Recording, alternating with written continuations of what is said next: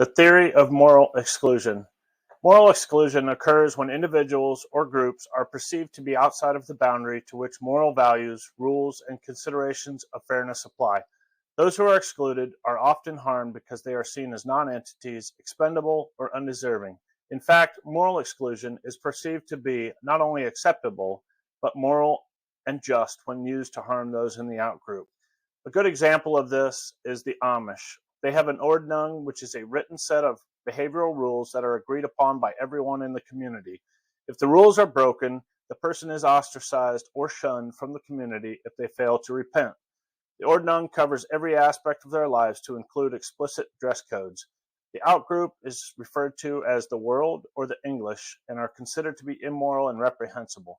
They are to remain separate from the world at all costs, and they would say, if the eye offends you, pluck it out. Susan Opito developed the theory of moral exclusion in 1990. She drew a lot of her work from Irvin Staub and Morton Deutsch.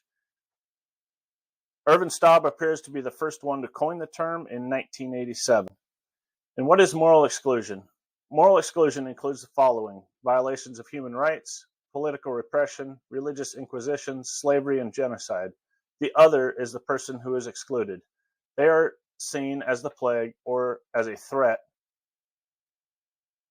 and can be greatly harmed even by torture or death, although there are lesser methods such as failing to recognize suffering or deprivation. Severe and mild forms of exclusion are outwardly different but share some of the same vital characteristics. Some of the characteristics are to perceive others as psychologically distant, lack constructive moral obligations toward others, viewing others as expendable or undeserving, denying others rights, dignity, and autonomy. Some of this exclusion-specific processes are biased evaluation of groups, derogation of others, dehumanization, fear of contamination, expanding the target, accelerating the pace of harm doing, victim blaming, self-righteous comparison, open approval of destructive behavior, reducing moral standards, and desecration.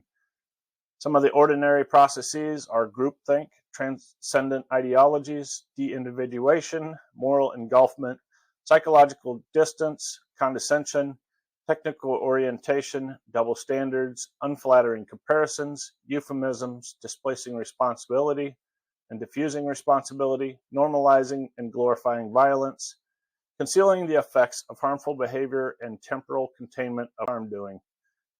Some of the outcomes of moral exclusion are perceived to be undeserving and expendable and are therefore eligible to receive harm. And harm inflicted on outsiders may not be perceived as a violation of that person's rights and may not elicit moral concern from insiders. It is more likely that harm inflicted on insiders will be seen as unjust and deserving of outrage than that of outsiders. As the severity of the perceived moral threat escalates, there is more likely to be sanctioned harm doing against outsiders. And in conclusion, there is a large variation in moral exclusion, from not being concerned about someone's well-being to overtly evil acts conducted by people such as Hitler.